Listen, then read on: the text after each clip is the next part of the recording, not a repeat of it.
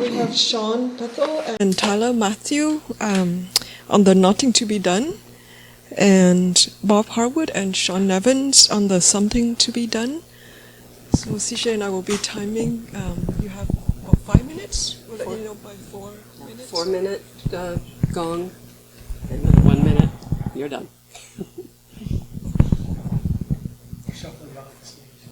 You ready?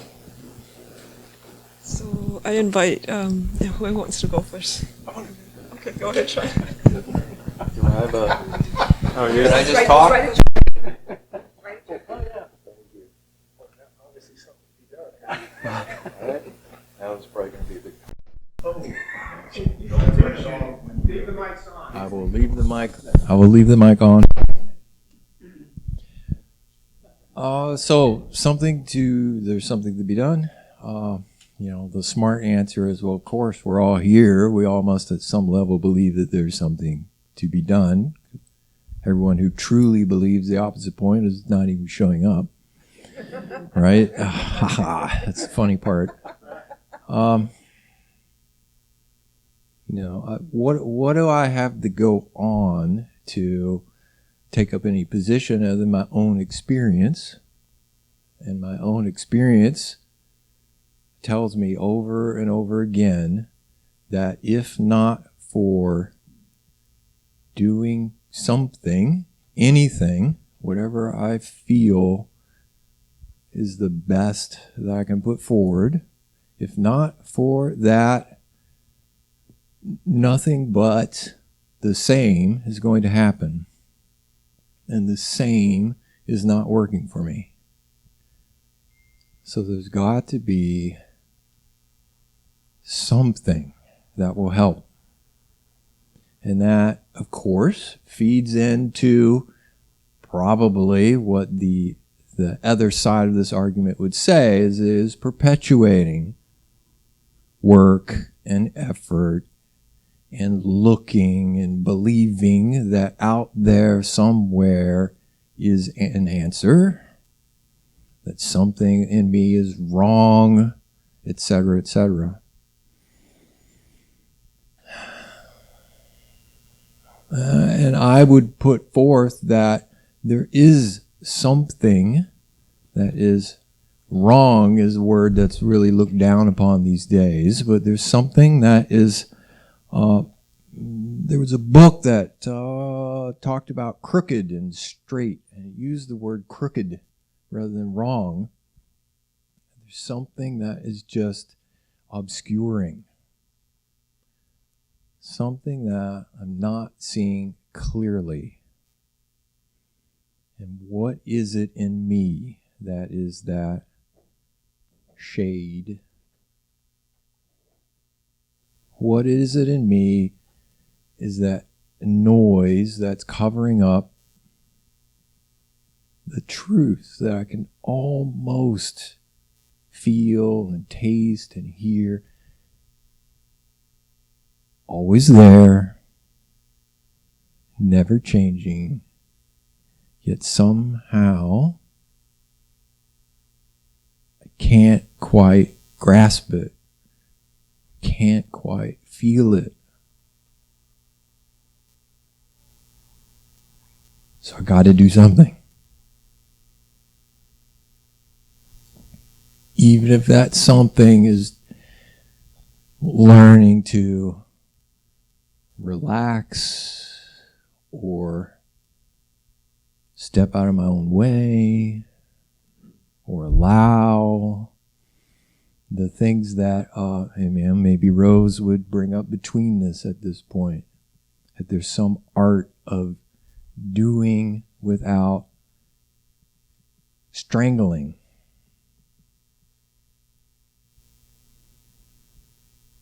As if you talk like, well, what is perfection? Well, perfection is the motion, the living that's just coming forth. Right? And even that, right? Time, that there's something that I'm just close to. I could just move that slightly aside, and all this effort and doing is finding some way to move that slightly aside. And when it happens, you might say, well, there's nothing to be done.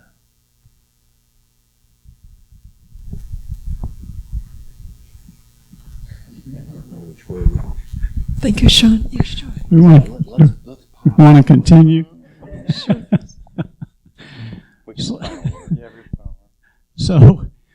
So when seekers go to a sage, the first question they ask is, what should I do? And the sage knows that who they think they are can't do anything, because who they think they are is imaginary. It'd be like asking, how can an imaginary man climb Mount Everest? Can't happen. So the sage knows that. And so the sage has two options. One option is to say there's nothing you can do, which is the Tony Parsons Neo-Advaita approach, which we'll hear from here in a moment. And that's very effective. That's actually quite effective, because from what I've read, Tony Parsons and some of the people that use that approach wake up a lot of people, because when you tell people there's nothing you can do, it's like slamming a door in their face. It just shuts the mind off. The mind can't deal with it. What do you mean there's nothing I can do? You know, I'm used to doing all this stuff all my life, and you're telling me there's nothing I can do. So I took the other side of this argument for a couple of reasons. One, because I'm kind of a do-it-yourself kind of guy, and it doesn't matter whether it's trading stocks or whatever it is, I get totally into it, and I'm a very action-oriented person. But the other reason is because a few years ago there was a British website, and this British website put out a questionnaire, and it said, if you've had a big spiritual insight, realization, experience, send us a description of what happened, but also tell us what you were doing immediately preceding that. And that's what I found most interesting, because when the results came back in, it turns out that number 2 on the list was meditation, number 3 on the list was being alone in nature, and number 4 was reading spiritual literature. So I think even though you can't say there's a causal connection to that, it seems to be highly correlated. Most of the people I've known who found what they were looking for were fairly serious with some form of meditation. I've met a few that weren't. There are a few people that just accidentally just get the whole thing in one big blast. But that's pretty rare, because humans have very active minds. And I pursued a form of meditation eventually that shut off the mind. It just made the mind become more and more silent, until now I have a very silent mind. I think when I want to think, but I'm not the one doing it. And that became very obvious as time went by. So I tell people, experiment, try lots of different meditative activities. Even if there's nothing to do, you can be doing this in the meantime. But it's very effective for a lot of people. And I'm the best example of that, because as I've told several people here, I spent 20 years thinking about all these existential questions and never found a single answer. So that shows you right there that thinking's not going to help at all. But once I started a little meditation exercise, not to find out anything like this, just for a little peace of mind, immediately insight started to occur. And within 5 months, 7 of my major questions had been answered. And over the next several years, all my questions got answered. So in my case, and in the case of several other people I know, meditation turned out to be very effective. Some people hate sitting meditation, and so there are a dozen ways to do it. Nisargadatta stayed in the I am. Some of us do sitting meditation, Zen form. I like to do one I call ATA minus T, which is attending the actual minus thought. In other words, you simply, if you're walking in the woods or you're driving your vehicle around, you're just looking and listening and feeling, and you're attempting to do that initially without thought. And it's very difficult to do at first. In other words, I was a builder, so when I would look at a tree, I would think, that's an oak tree. It has 300 board feet of lumber in it. That tree's probably worth $200, and the mind just goes on and on like that. But the question I had was, can I just look and see what's there without any thoughts whatsoever, without naming, without commenting, without reflecting, without thinking about a conversation from yesterday or imagining what might happen tomorrow? And gradually, as I continued to shift attention away from thoughts to what I was looking at, listening, so forth, things got clearer, and it seemed to me that the insights came out of the silence. So I'm a big proponent of becoming silent. There are an awful lot of people who have awakened simply by becoming silent. Terry Stevens, some of you may know from Australia, was in the pits of depression, and at a certain point, his mind went silent. He had actually said a small prayer to God about that and said, either enlighten me or get rid of me, kill me. He was that desperate. And shortly thereafter, his mind just stopped and it went silent for 2 months. At the end of 2 months, he woke up. And that's happened to several people. So this constant mind talk is like obscuring an awful lot. Thank you, Bob. Tyler and Shawn. Go ahead, Tyler. Bob, I can't believe... You guys hear me? Hello? Hello? Bob, I can't believe you lumped me in with the neo-Advaita crowd, man. Come on. No, by the way, this is my last panel, if anyone's getting tired of looking up here. The problem for you is I'll always be with you no matter what. So I approach this from a little bit different perspective. One, the realization when it dawned was that all the doing was reconciled because it was happening on its own. So it really wasn't a matter of choosing to do something versus not choosing to do it. And so the split between doing and not doing came together in a way that where it was no longer a problem, and doing was not something to push away nor advocate for. But I want to be a little more practical in my last session here, because I think a lot of these subjects you can get really up in the abstract, and I don't know how helpful it is. For me personally, this took extraordinary attention and effort. I've heard people say they have, keep your mind on this. As I've said before, I couldn't keep my mind off it. It was an obsession all day, even at work, and it was an enormous amount of sustained effort. And one of the things that the mind was doing with this effort was, well, how am I going to break through? What's the right kind of doing to do? And it searched for it through different teachers, paradigms, lineages, and it became a cone. What should I do? What's going to work? What's going to be the thing that punches me through to the enlightened state? And what I ultimately found was that tension in the mind, there was no answer on that level of mind. But it had its role in that koan, pushing and pushing and pushing and creating that tension for something in me to start to recognize there's something else that has nothing to do with this circular doing sense. So I like to try and point that out to people. It isn't a doing, but what is here now that doesn't have anything to do with the psychological movement itself. And getting onto that, kind of like a dog gets onto a scent. What is this mind doing? And not just watching it, but kind of really looking into it and probing it.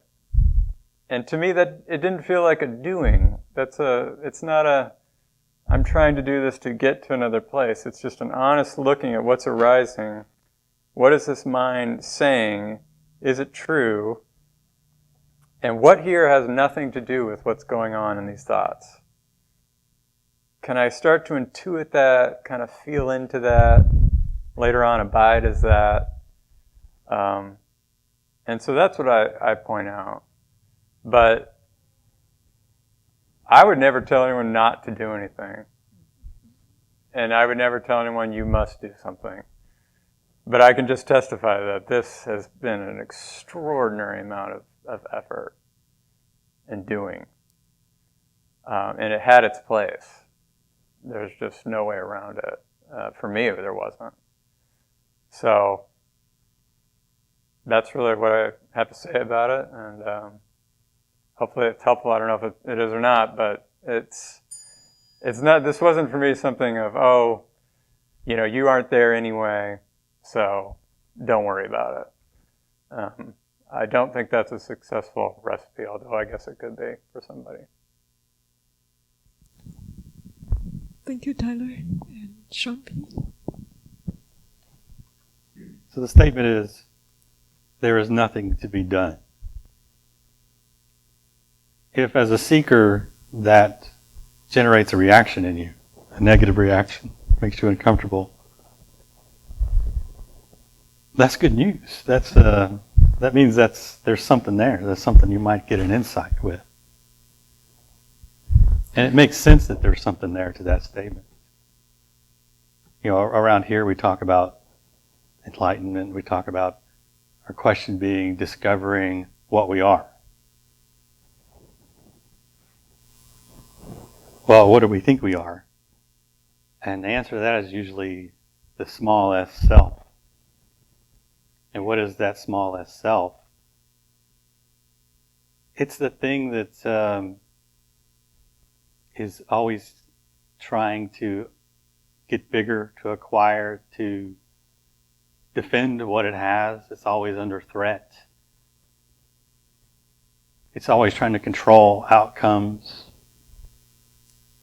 It never seems to have enough power to do that. And time's running out. And death is looming ever closer all the time. And so we want to get out of that little S self. So that's the thing to look at. That little S self is the doer. So a question like, there is nothing to do, nothing to be done, forces you to confront the doer. What is that thing?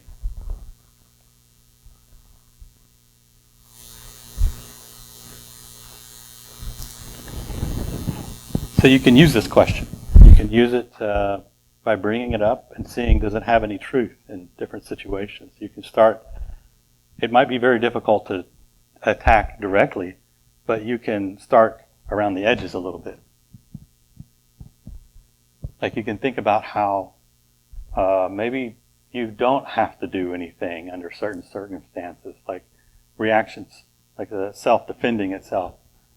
Do you have to defend yourself? Do you have to defend yourself as something that you're attached to, identified with as attacked, like your political views, religious views, or, well, if you're married, no one can push your buttons like your spouse can. So, but do you have to respond? Do you have to defend yourself? What happens if you just don't? What if there is nothing to be done? What if you just don't do something? I often found myself trying to control outcomes. I was always, even things that didn't even matter, I kind of wanted to plan them and be disappointed if they didn't come out a certain way. And that little self is get burdened with this idea that it has to control outcomes. But that's something that you can test. You can ask yourself, is there something to be done here? What if I just let things unfold the way they want to unfold? So you can kind of get at it from the edges, and you might be able to then ask more direct questions of the doer. When things happen, when it looks like I'm doing something, when actions happen, does that require the concept of a doer? Or are things happening and then I'm going back and editing the history to say that I did it?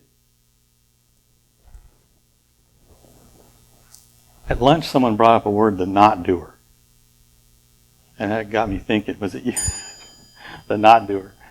And it made me think of a story many years ago when I had a painful lesson. I had a tooth crown replaced, and they put a temporary one in there. And it was just like Friday afternoon. I got home, and it felt it felt wrong. I thought, well, maybe it's like not seated right or something. But the dentist is closed. Monday's a holiday. I'll just call him Tuesday if it's still bothering me. Well, I didn't understand at the time that tooth was dying from the disturbance. Or maybe it was already dead and it was abscessing. I don't know. But I know Saturday I was in a world of pain. But I still told myself, oh, I can get this out. I can ignore it and wait on it. And maybe it's a guy thing. Like my wife was out of town, so she wasn't around talking any sense to me. But, okay. So Sunday, I'm sitting on the couch. I'm sweating in pain.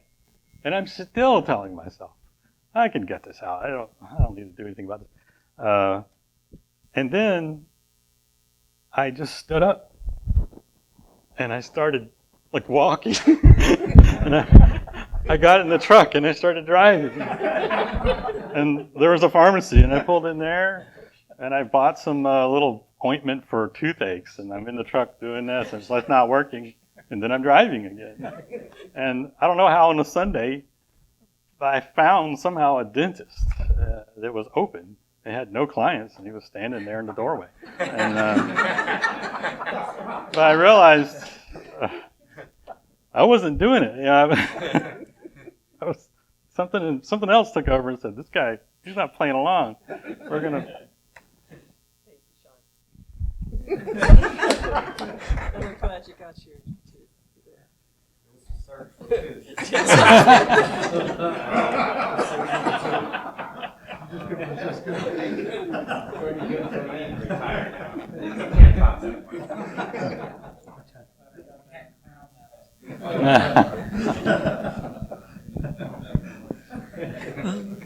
Thank you, presenters. So now we have 20 minutes for Q&A. Mary Beth? I have a question. What was number one? I was going to ask that too. That's the obvious question. Well, I What didn't was have number time one? to tell what number one was. Number one was I was in a condition of abject despair. All right, but that's not something I can tell somebody to do. Why not? Well, some people are in abject despair on their own without having to make any effort, but that was not something active that I could tell people. But you're not in despair, you're not in despair.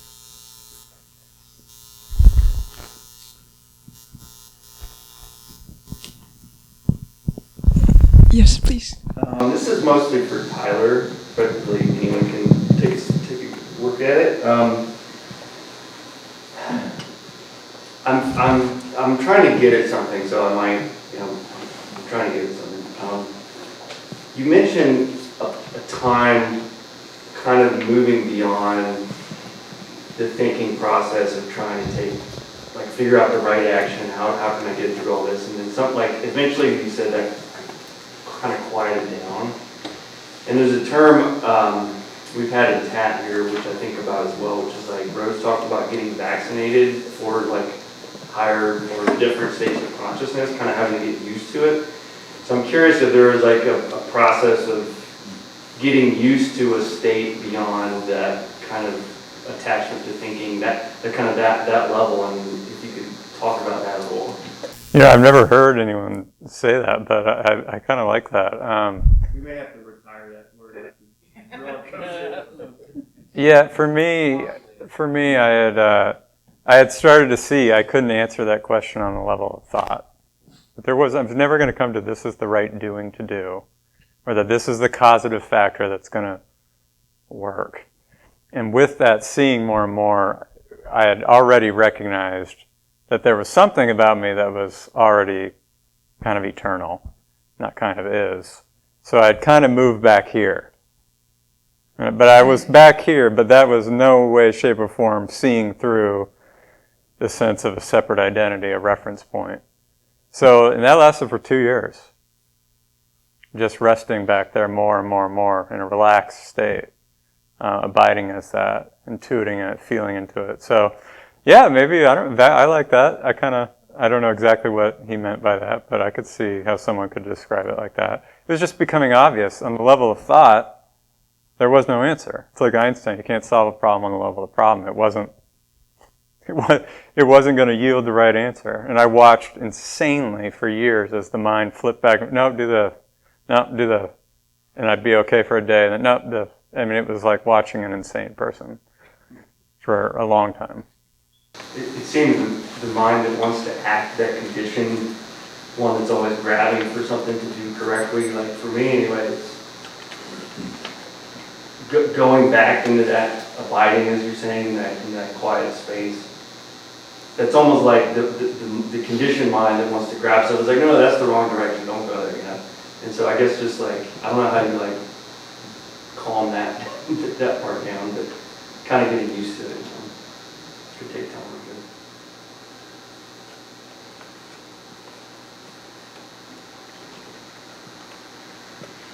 Well, what was it that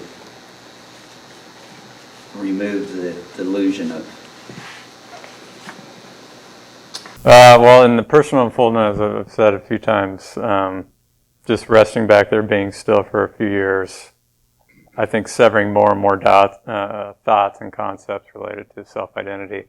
Then Mike Snyder was reading chapter 26 of the Rubu Gita, and just like that, the reference point disappeared and I became the world. And I saw exactly what that text is pointing at, which is that all concepts are in imagination. They're concepts of limitation, but what you really are has nothing to do with any thoughts. And neither does the world you're looking at. So all is truly the self. That's it. And it had always been that way. That's the joke of it, what I saw. There never had been someone in there pulling the levers, like a little person behind the eyes. And that hadn't been a real entity doing anything.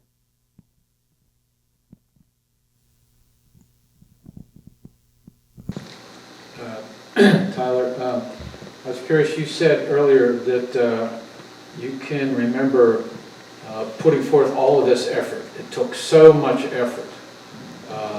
And what I'm wondering is, what did that feel like? I mean, did it feel like at the time that it was something that was just draining your energy? All your energy was going to that?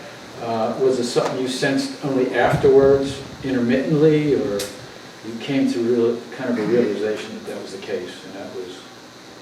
Oh no, I felt it all along. But I would get, and I'd be very, very discouraged, fighting so hard, all in the mind. But then I'd get like a little kensho or something that'd rejuvenate, like, okay, I am on the right track, like this is going to happen. And then there'd be fighting with it, and it went on and on like that. Just struggling so hard to just, I've now since learned pointing for some people. A lot of people are passive at this, and that was a shock to me. I was like, oh, some people come at this like in a relaxed. That was not my experience at all. So I was assuming everybody that had this just crazy like earnestness, and that is just not apparently the case. So that's just how it was for me, and it was exhausting. It was exhausting.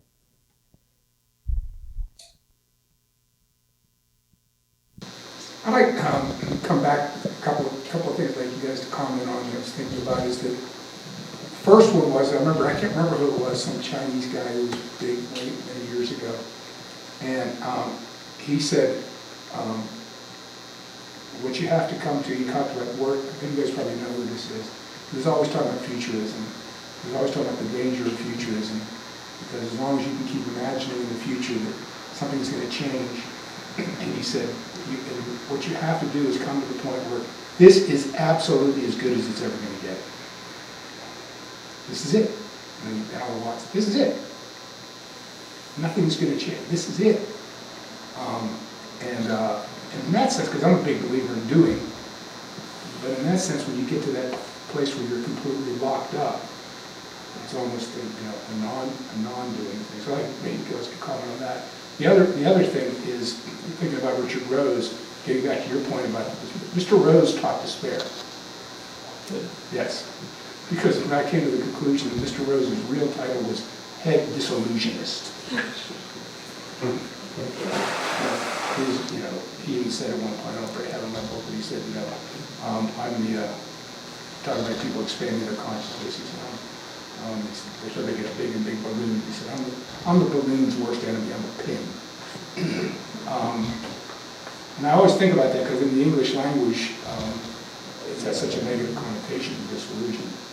But of course, if you think about it, what does it mean to lose what's not true? It means to be disillusioned. So Rose was constantly disillusioning you of all, not just of your mental concepts or stuff like that, but I mean, who do you think you're kidding? That girl's ugly. Or whatever. I mean, it was your real life. It was your life. Not just something. It wasn't a mental trip at all. And that was kind of a duty. You constantly, and to go out looking for ways, which is what makes it so difficult, to look for ways in which to become more disillusioned. So anyway, just like throw those kind of things. I guess get you guys to comment on first the idea of getting to that point where you stop imagining. I remember actually it was Eric Clark said to me many years ago. He said to me, the worst thing about depression, severe depression, is you get to the point where you can't imagine anything that would make you feel better. And I eventually got to that place myself. So, and it's a very, very, can be a very, very pregnant place to be. So, anyway, do you have any comments about either one of those angles where with disillusion, the idea that that's what we're supposed to be seeking is disillusion, or the idea that we're going to get to the place where we just can't, this is it. This is where I am.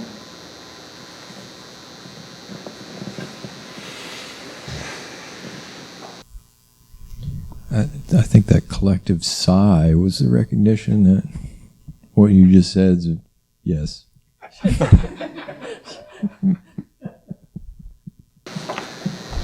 What about sticking your head in the oven, Augie? The interesting thing, that never occurred to me, Bob. Rose used that metaphor on occasion. He said, well, I'm not telling you to stick your head in the oven. Right. Life will give you plenty of trouble. Yeah, exactly. I think that's where the vector comes in. Because when I got right to the very end, I was actually seeing this therapist, and the first thing he asked me was, are you suicidal? And I thought, my God, I've been through all the incredible, horrific.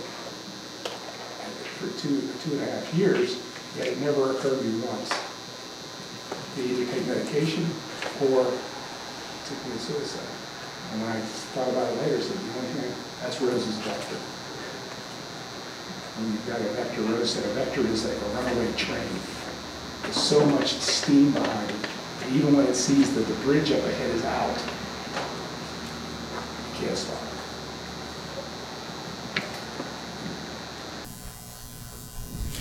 Yeah, I mean that's what allows you to sit in that tension. How many times have I heard you say at tension? Attention is at tension. Yeah. I don't relate very well with a lot of those comments. I think it's because despair wasn't really part of my search. So I'm not sure that applies to everybody, the despair. That Bob's going to agree with me over there. Now I did have this thing where I was futurizing. What the word is? Futurism. Yeah. And so most of my search I was imagining, ooh, this is what it's going to be like.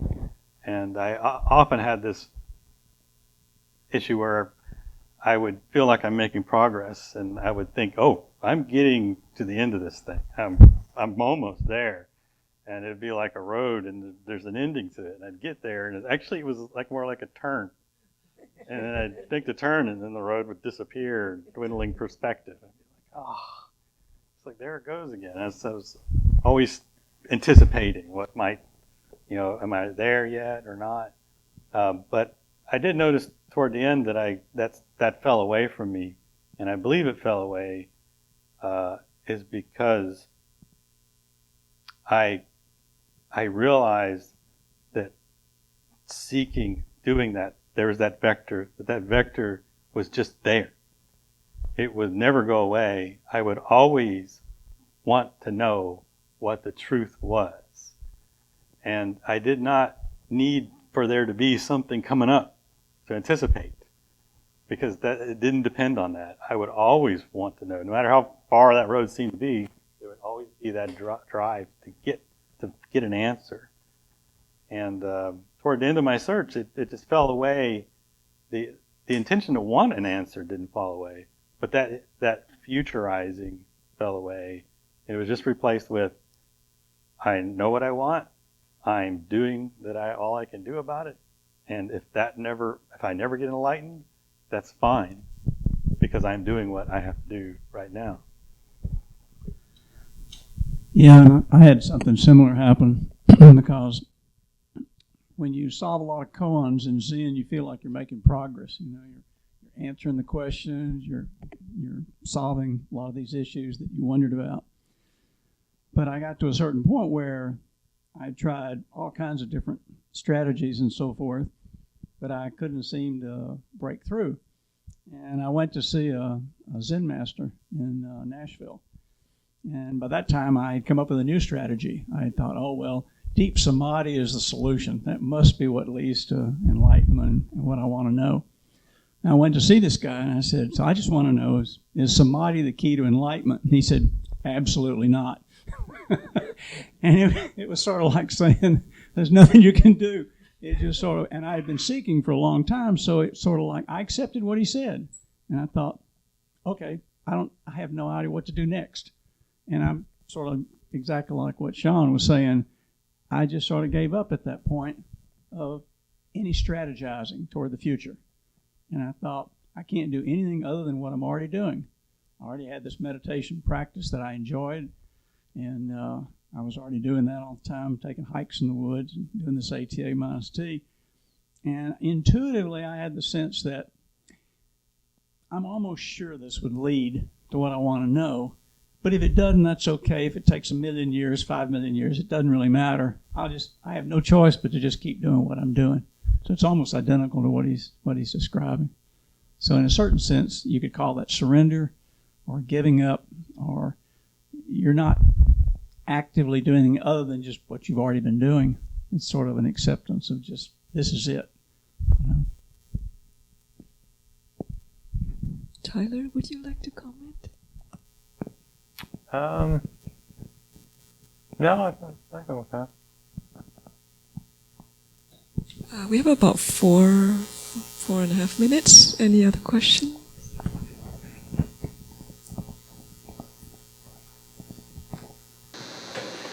I'll ask. So, sometimes when we are really desperate for something, really in despair, and we really, really want something, I feel we can create what we want, How do you check that it's just not your imagination, that it's not at the mental realm? Oh, that's easy. It's not going to give you peace. It won't work. It might work for a little while, but most seekers have enough self-awareness, whatever that means, but to judge themselves, to say, is this really working or not? That's one of the skills you get seeking, is that self-honesty. So you're not going to be able to fool yourself very long with something like that. The peace thing is, if somebody is very in too much of turmoil, and then you learn to meditate and calm yourself down, and you find peace. So compared to before, there is peace. But how would you know that it's absolute? That's the absolute state. Well, that would allow you. If you're in such turmoil, you're not going to do anything about absolute states or anything like that until you get some peace, to get the noise level down, and then sit and look at that. Then you can start feeling, what is the source of that discomfort coming from? You got to clear a little space on the work shelf on the desk first. So I was never afraid of peace, because I knew that, if it wasn't good enough, I would detect that. I think any honest seeker is not going to fall into a trap of like that, because they'll just be honest with themselves. After a while, the peace will be like not enough. In fact, I think I know some people say this, don't go for peace. But that may be what you have to do in order to hear what's going on.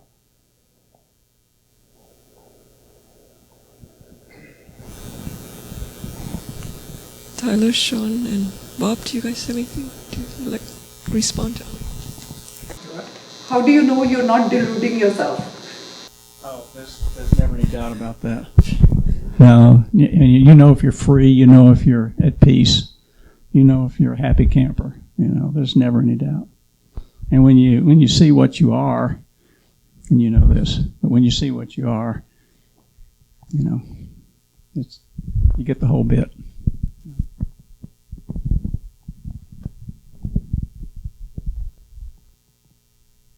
Are you satisfied with those answers? That's what I thought. I would say for me, it has to do with identification. It's an actual identity shift. And that is, I guess you can call it peace. But it's definitely not a thought or a point of view. But it is me. And that's really what I found. That's the only thing you could say about it. Couldn't even really say it's bliss or peace or joy. It's me. And it never goes anywhere. And so it's not going to be dying, and how it's going to show up is an amazing mystery. That's what I was trying to point to earlier today. It just seems to always show up in a new way, but it's still just me.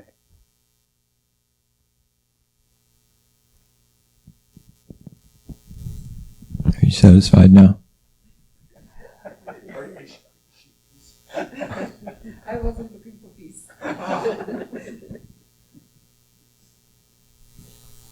Well, we'll throw that in for free now. Okay. Thanks. Okay, thank you for all the presenters and audience. So our time is up.